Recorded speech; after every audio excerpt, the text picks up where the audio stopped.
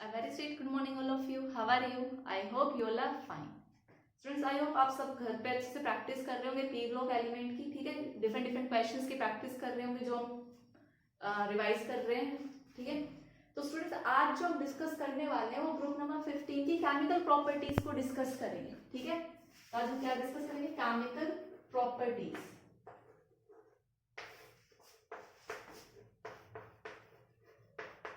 Chemical properties में सबसे पहले हम डिस्कस करेंगे रिएक्टिविटी टुवर्ड्स हाइड्रोजन.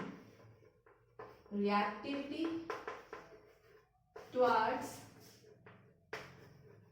हाइड्रोजन. आपको पता है हाइड्रोजन के साथ कोई भी चीज रिएक्ट करके क्या बनाएगा? हाइड्राइड बनाएगा. तो आप बेसिकली बोल सकते हैं क्या है? Formation of hydride.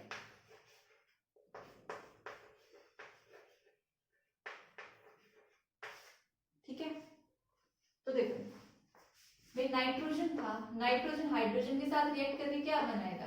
Ammonia NH3. ऐसे सिमिलरली फॉस्फोरस क्या बनाएगा? Phosphine PH3. ऐसे ASH3 SBH3 एंड BiH3.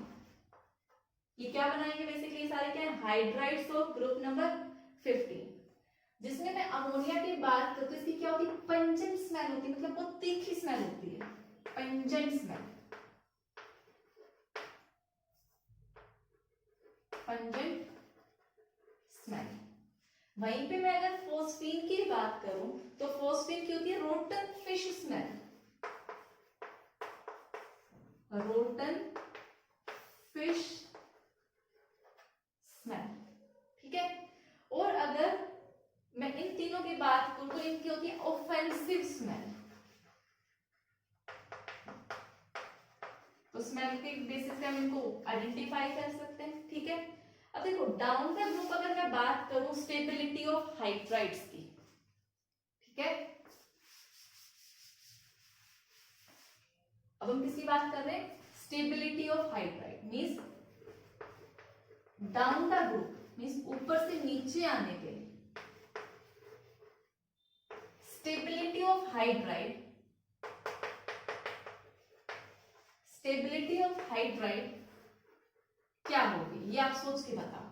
भाई देखो यहाँ पे नाइट्रोजन का साइज छोटा है, उसके साथ हाइड्रोजन का माइन है. प्लस फॉस्फोरस का साइज थोड़ा और बड़ा हो गया, हाइड्रोजन का साइज तो कांस्टेंट है. आर्सेनिक का साइज थोड़ा और बड़ा, हाइड्रोजन उतना ही. Sp का साइज थोड़ा और बड़ा, इसका इतना ही. बिस्मिथ का और बड़ा हो गया और हाइड्रोजन का साइज क्या है? कांस्टेंट है. तो बेसिकली बोल सकते हैं यहाँ ऑलमोस्ट सेम साइज है. जो बॉन्डिंग है वो क्या है? इफेक्टिव है, स्ट्रॉन्ग बॉन्डिंग है. बट यहाँ पे ऊपर से नीचे आने पे साइज इंक्रीज कर दिया, बॉन्ड लेंथ बढ़ गई, तो बॉन्ड स्ट्रेंथ क्या हो जाएगी? आपकी वीक हो जाएगी. ठीक है, तो आप बोल सकते हो down the group stability of hydride decreases. ठीक है, हाइड्राइड ऊपर से नीचे क्या करेगा? डिक्रीज करेगा. तो इसका मतलब इन सब में से सबसे ज्यादा लीस्ट स्टेबल कौन हुआ? BiH3. BiH3 क्या होगा? लीस्ट स्टेबल होगा. इट मींस ये BiH3 ये अपना बॉन्ड क्या करना चाहेगा? तोड़ना चाहेगा. मींस आप बोल सकते हो जो बिस्मिथ हाइड्राइड बॉन्ड है ये क्या है? बॉन्ड है, ये वीक हो जाएगा. वीक हो जाएगा इसका मतलब इसने क्या किया है? लॉस ऑफ हाइड्रोजन किया है. और लॉस ऑफ हाइड्रोजन क्या होता है? Basically oxidation. मींस ये कौन से रिएक्शन में जाएगा? ऑक्सीडेशन में जाएगा. तो BiH3 ऑक्सीडेशन में गया है तो ये खुद किसकी तरह काम करेगा? रिड्यूसिंग एजेंट की तरह काम करेगा. Reducing agent. It means BiH3 एक बहुत अच्छा रिड्यूसिंग एजेंट है. काफी बार क्वेश्चन आता है व्हाई. तो आप बोलोगे जो बिस्मिथ हाइड्रोजन है इसकी जो हाइड्राइड की स्टेबिलिटी है डाउन द ग्रुप क्या करती है? डिक्रीज करती है. क्यों? क्योंकि बिस्मिथ और हाइड्रोजन की जो बॉन्ड लेंथ है वो इंक्रीज कर गई, इजीली ब्रेक हो जाएगा. मतलब वो इजीली हाइड्रोजन का लॉस कर देगा. हाइड्रोजन का लॉस ऑक्सीडेशन रिएक्शन, और ऑक्सीडेशन में गया तो खुद क्या होगा? Reducing agent. ठीक है, तो इक्वेशन की फॉर्म में आप लिख सकते हो कि why BiH3 is good reducing agent. Explain करो.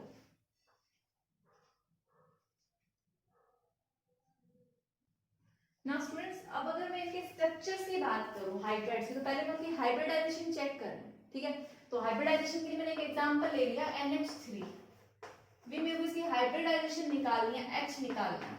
H का फॉर्मूला क्या था, हाफ, वैलेंस शेल में कितने इलेक्ट्रॉन है, वैलेंस शेल में 5, कितने मोनोवैलेंट अटैच्ड है, 3 + 3, ना कोई एनायन है, ना कोई पॉजिटिव चार्ज है, ना कोई नेगेटिव चार्ज है, तो 0 आएगा। 5 3 8/2 कितना आया आपका 4 आया। इट मींस ये कौन सी हाइब्रिडाइजेशन में है, sp3 हाइब्रिडाइजेशन में, ठीक है। 4 आया था ये। अब 4 में देखो इसके साथ कितने बॉन्ड बने हुए हैं, 3। इट मींस 4 में से 3 क्या है, बॉन्ड पेयर है, और 1 क्या है, लोन पेयर। अब जब 4 चीजें अगर चारों बॉन्ड पेयर होते तो आपका टेट्राहेड्रल होता, बट 4 में से एक लोन पेयर आया तो शेप टेट्राहेड्रल से क्या हो गई, डिस्टॉर्टेड टेट्राहेड्रल। उसको आप क्या बोल सकते हो, पिरामिड बोल सकते हो। तो नाइट्रोजन के पास एक लोन पेयर, 4 चीजें थी जिनमें एक लोन पेयर और 3 बॉन्ड पेयर शामिल है, ठीक है। तो ये कौन सी स्ट्रक्चर है, पिरामिड। आई होप इतनी बात समझ में आई, ठीक है। तो मैंने नाइट्रोजन के हाइड्राइड का स्ट्रक्चर बनाया। सिमिलरली बाकी सबके हाइड्राइड्स का स्ट्रक्चर होगा, ठीक है। मैं वो भी बना देती हूँ, आप इसको कॉपी कर लेना। तो देखो भाई, अमोनिया का स्ट्रक्चर मिला आपको, ये N lone pair, hydrogen, hydrogen and hydrogen. Similarly PH3 का मिलेगा, हाइड्रोजन। मैं थोड़ा दूर बना देती हूँ, ठीक है। पहले मैं इनके बॉन्ड एंगल को कंपेयर कर लूं, बाकियों के बाद में करूंगी, ठीक है। ये देखो PH3 सेम, देखो भाई इसमें ये बॉन्ड पेयर शामिल है, लोन पेयर है, ठीक है। अगर मैं इनका बॉन्ड पेयर नापने जाऊं तो इसका आता है, एक ये जो एंगल है वो आता है 107.5 डिग्री, ठीक है, सॉरी 107.8 डिग्री। और जबकि मैं PH3 का अगर मेजर करूं तो PH3 का आता है 93.6 डिग्री, 93.6 डिग्री।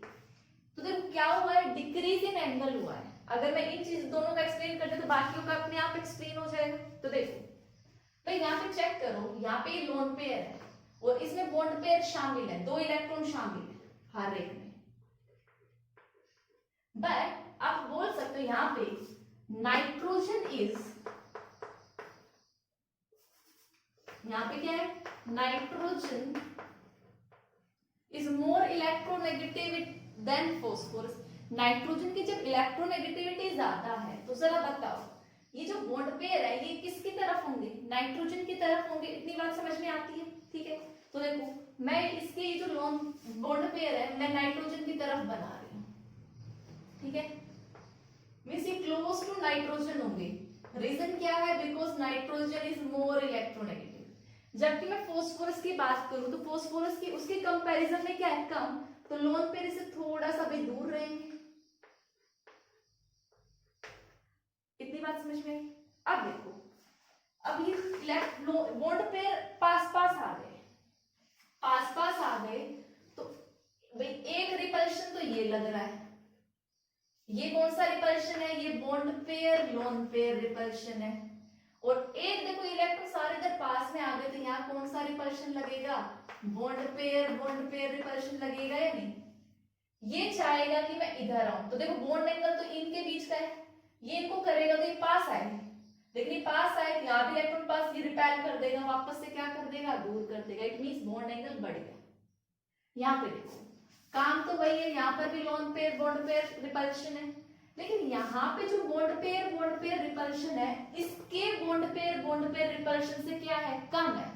इट मींस ये इन दोनों को ज्यादा दूर नहीं डेविएट कर पाएगा, ये इन पे फोर्स लगाएगा तो ये थोड़ा पास आएंगे, इसीलिए ये बॉन्ड एंगल इसके कंपैरिजन में क्या हो गया, कम हो गया, ठीक है। ऐसे ही फिर मैं फास्फोरस के बाद किसकी बात करूंगी, आर्सेनिक की बात करूं तो भाई लोन पेयर, और ये यहां से तो इलेक्ट्रॉन और दूर दूर हो जाएंगे, रिपल्शन और कम। ज्यादा काम कौन सा करेगा, ये वाला फोर्स करेगा तो पास में आएगा तो यहाँ पे बॉन्ड एंगल और ज्यादा कम हो जाएगा। तो आप बोल सकते हो ऊपर से नीचे आने पे बॉन्ड एंगल डिक्रीज हुआ। रीजन क्या है? ड्यू टू, क्यों? क्योंकि इलेक्ट्रोनेगेटिविटी डिक्रीज हुई है। ठीक है, सो इस क्वेश्चन को मैं लिखवाती हूँ, पहले आप इतना देखो। सो स्टूडेंट्स ये एक्सप्लेनेशन है, ठीक है। सेम जो मैंने एक्सप्लेन किया वही लिखा है कि इसमें बॉन्डेड इलेक्ट्रॉन्स जो है वो क्या होंगे? क्लोज टू नाइट्रोजन होंगे। क्यों? किसकी वजह से? इलेक्ट्रोनेगेटिविटी की वजह से, जिसकी वजह से क्या होगा? Bond pair feels more repulsion. यहाँ से ये ज्यादा रिपल्शन तो ये भी है, ठीक है, ये क्या है? Lone pair bond pair, but यहाँ पे बॉन्ड पेयर भी ज्यादा है, तो ज्यादा फील करेगा। तो ये क्लोज करने की कोशिश कर रही है, ओपन अप, तो थोड़ा ज्यादा इफेक्ट लगेगा, तो बॉन्ड एंगल इंक्रीज करेगा एज कंपेयर टू दिस। और जब हम इनके बॉन्ड एंगल देखते हैं तो देखो इसका 107.8 डिग्री, 93.6 डिग्री, 91.8, 91.3 एंड 90 डिग्री। तो इधर से इधर क्या हो रहा है? बॉन्ड एंगल डिक्रीज ही हो रहा है। ठीक है, तो ये क्वेश्चन काफी बार आता है इन बॉन्ड एंगल्स के बेसिस पे कि इसका इससे कम क्यों है, तो आप ऐसे एक्सप्लेन कर सकते हो डायग्राम ड्रॉ करके।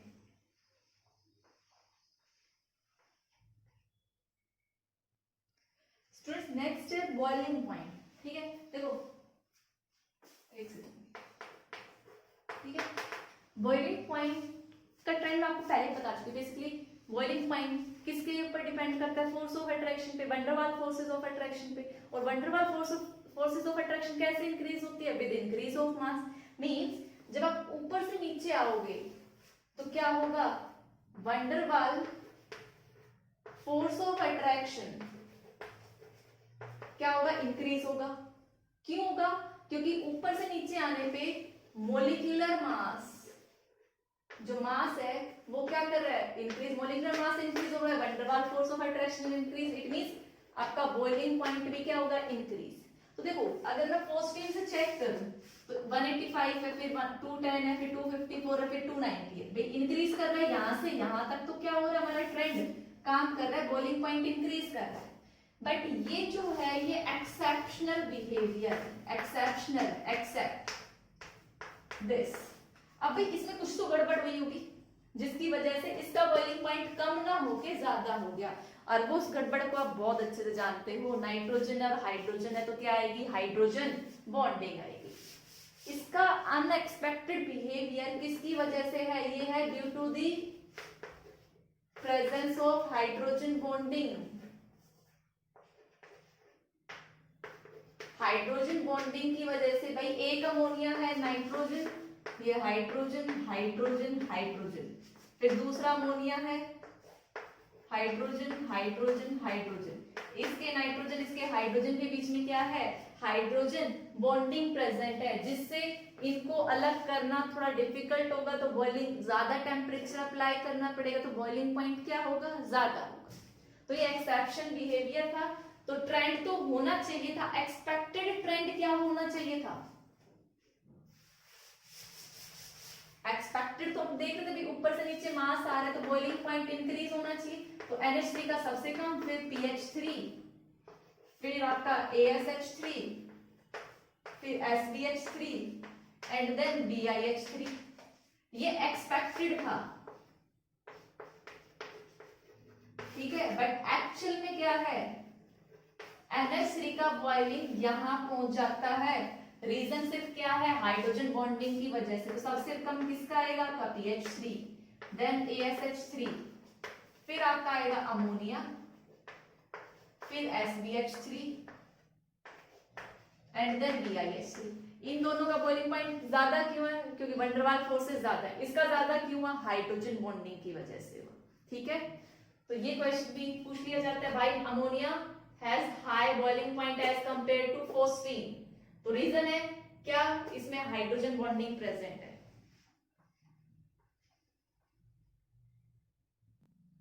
तो स्टूडेंट्स यहीं पे हाइड्रोजन बॉन्डिंग से एक क्वेश्चन और पूछा जाता है, जो अमोनिया है ये किसमें सॉल्युबल है? वाटर में, जबकि फोस्फीन नहीं है। तो रीजन वही आएगा, ये जो अमोनिया है NH3, it form hydrogen bond with ammonia, sorry hydrogen bond with ammonia. तो हाइड्रोजन बॉन्ड की वजह से भी बॉन्डिंग हो गई, तो ये क्या हो गया? सॉल्युबल हो गया। और ये इसमें कोई हाइड्रोजन बॉन्डिंग प्रेजेंट नहीं है, तो ये क्या होगा? इनसॉल्युबल होगा। ठीक है, नेक्स्ट हम बात करते हैं हाइड्राइड्स के ही बेसिक कैरेक्टर की, ठीक है। सो अब क्या डिस्कस करेंगे, बेसिक कैरेक्टर।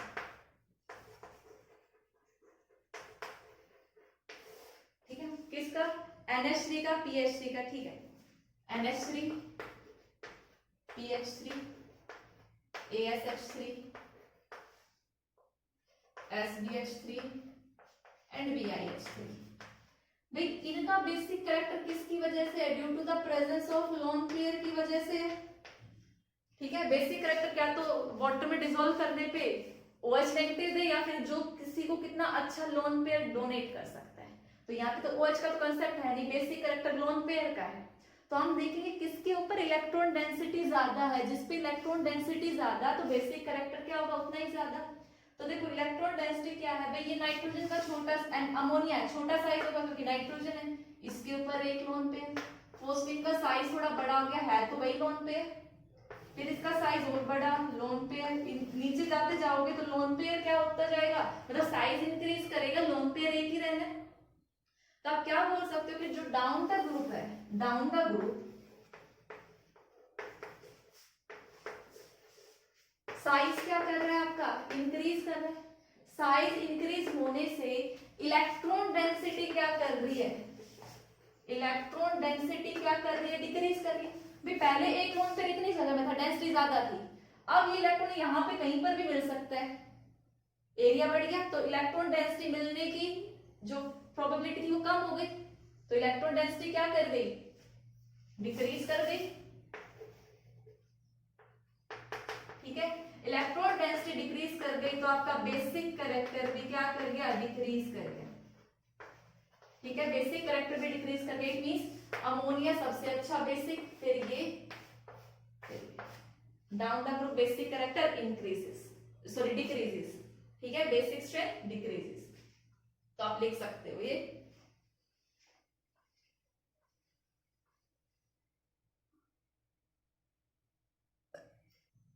स्ट्रेस में ट्राई रिएक्टिविटी टुवर्ड्स हैलोजन की बात करो तो ये ग्रुप दो टाइप के हैलाइड बनाता है, एक ट्राई हैलाइड, एक पेंटालाइड। मींस मैंने जनरल ई रख दिया इस एलिमेंट के ग्रुप के लिए, ये क्या तो EX3 टाइप का बनाएगा या फिर EX5, ठीक है। X क्या है, कोई भी हैलोजन, और E क्या है, ग्रुप नंबर 15 के एलिमेंट्स। तो देखो अगर ये EX3 बनाएगा तो इसकी हाइब्रिडाइजेशन हम कैलकुलेट कर सकते हैं, हमने अभी भी कैलकुलेट की थी, कौन सी हाइब्रिडाइजेशन आई थी हमारी, sp3। तो मैं अगर इसकी जनरल शेप देखूं तो मेरे को क्या मिलेगा भाई, E, ये लोन पेयर, ये X, ये X और ये X, EX5 कर लेना, यहाँ मैंने 3 लिख दिया, ठीक है। अब मैं इसकी अगर हाइब्रिडाइजेशन फाइंड आउट करूं तो देखो हाँ, आप यहाँ पे बोल सकते हो इसकी hybridisation sp3, shape pyramid shape, क्योंकि एक लोन पेयर प्रेजेंट है। यहाँ पे देखेंगे तो हाफ, भाई वैलेंसी अंदर तो 5 ही रहने, प्लस कितने मोनोवैलेंट है, सारे हैलोजेंस क्या है, मोनोवैलेंट है, प्लस 5, तो 10/2 कितना आया, 5। जब 5 होता है तो हाइब्रिडाइजेशन sp3d, ठीक है। जब 5 चीजें हैं और पांचों की पांचों बॉन्ड पेयर, देखो 5 ही आया, 5 बॉन्ड पेयर है, इट मींस शेप क्या हो गया आपकी, TBP, ट्रायगोनल बाय पिरामिडल, ठीक है। सो बीच में आपका क्या होगा, E, this one is X, X, X, ठीक है। ये तो आपके एक्सियल एंगल और ये इक्वेटोरियल, तो ये एक्सियल और ये इक्वेटोरियल, तो ये X, ठीक है। ये एंगल 120 डिग्री और ये एंगल 90 डिग्री, ठीक है। तो ये थे ट्राई हैलाइड्स और ये थे पेंटा हैलाइड्स, ठीक है। और ये क्या है आपके, लिख लेना, ये equatorial angle, sorry equatorial bond, और ये क्या है, एक्सियल, ठीक है। जो एक्सियल लेंथ होती है वो ज्यादा होती है एज कंपेयर टू इक्वेटोरियल, ये चीजें भी आपको पता है, क्यों कैसे होती है वो देखो, इतना मैं रब कर देती हूँ पहले।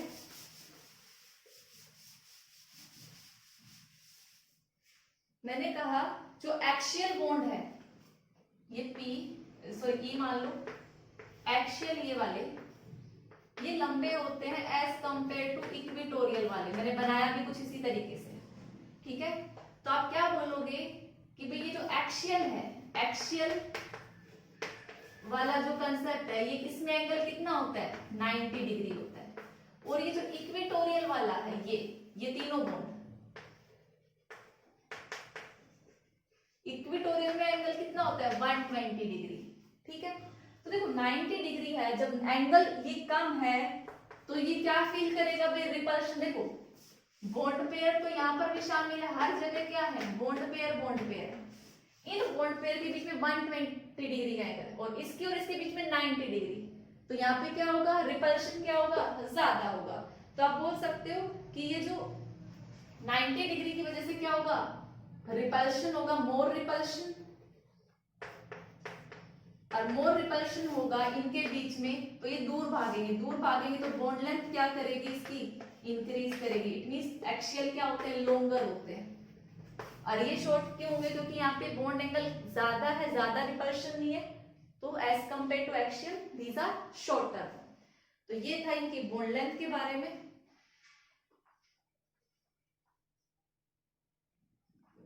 स्टूडेंट देखो ट्राई हैलाइड्स की बात करूं मैं ग्रुप में, तो नाइट्रोजन के जो ट्राई हैलाइड्स है, बाकियों के ट्राई हैलाइड्स तो स्टेबल है भाई। देखो नाइट्रोजन के ट्राई हैलाइड क्या होंगे, NH3, फास्फोरस का PX3, ऐसे आर्सेनिक का AXH3, SbSX3 एंड BiX3, सारे क्या है, स्टेबल है। नाइट्रोजन का जो ट्राई हैलाइड है वो सिर्फ NF3 स्टेबल है, बाकी जो मैं NCl3 या NBr3 और Ni3 की बात करूं वो स्टेबल नहीं है। क्यों नहीं है, क्योंकि वो सारे क्या होते हैं, एक्सप्लोसिव होते हैं।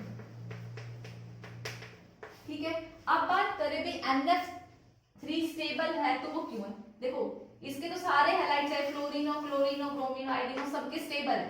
नाइट्रोजन का सिर्फ क्लोरीन वाला स्टेबल है, बाकी स्टेबल नहीं है। स्टेबल होने का रीजन क्या है कि nitrogen and fluorine has similar sizes. ठीक है, सिमिलर साइज की वजह से वो क्या हो गया है, स्ट्रॉन्ग बॉन्ड बन गया because of similar size. Nitrogen और फ्लोरीन में ज्यादा डिफरेंस नहीं है। ठीक है, तो सिमिलर साइजेस की वजह से NF बॉन्ड क्या है, NF बॉन्ड इज स्ट्रॉन्ग। ठीक है, तो ये था NF3 के बारे में। अब देखो पेंटा हैलाइड्स की बात करो तो बाकी ग्रुप्स पेंटा हैलाइड बनाएंगे, PX3, SbS3 जो भी, बट नाइट्रोजन कभी भी पेंटा हैलाइड नहीं बनाएगा। ये रीजन भी मैं ऑलरेडी आपको एक्सप्लेन कर चुकी, क्योंकि इनके पास क्या है, वैकेंट d ऑर्बिटल नहीं है। नाइट्रोजन की मैक्सिमम कोवेलेंसी 4 है और इनकी जो अदर देन नाइट्रोजन है इन सबकी 5 या 6, 5 तो 5 बॉन्ड इजिली बना सकते हैं, नाइट्रोजन 5 बॉन्ड इजिली नहीं बना सकते। ठीक है, because of absence of d orbital. तो ये रीजन था। ठीक है, तो आप इनको नोट डाउन करिए। नेक्स्ट बात करें रिएक्टिविटी टुवर्ड्स ऑक्सीजन। अगर हम इस ग्रुप के एलिमेंट्स को ऑक्सीजन के साथ रिएक्ट करेंगे तो भाई ऑक्साइड बनाएंगे। क्या बनाएंगे, ऑक्साइड। और बेसिकली 2 ऑक्साइड बनते हैं, ट्राई ऑक्साइड और एक पेंटा ऑक्साइड। ठीक है, ट्राई ऑक्साइड में इनकी ऑक्सीडेशन स्टेट +3 और पेंटा ऑक्साइड में इनकी ऑक्सीडेशन स्टेट +5 है। ये आगे अभी हम डिटेल में स्टडी करेंगे पूरा। ठीक है, तो मैंने जनरल इंट्रोडक्शन दिया। वहीं पर किसकी बात करें, रिएक्शन विद मेटल्स की।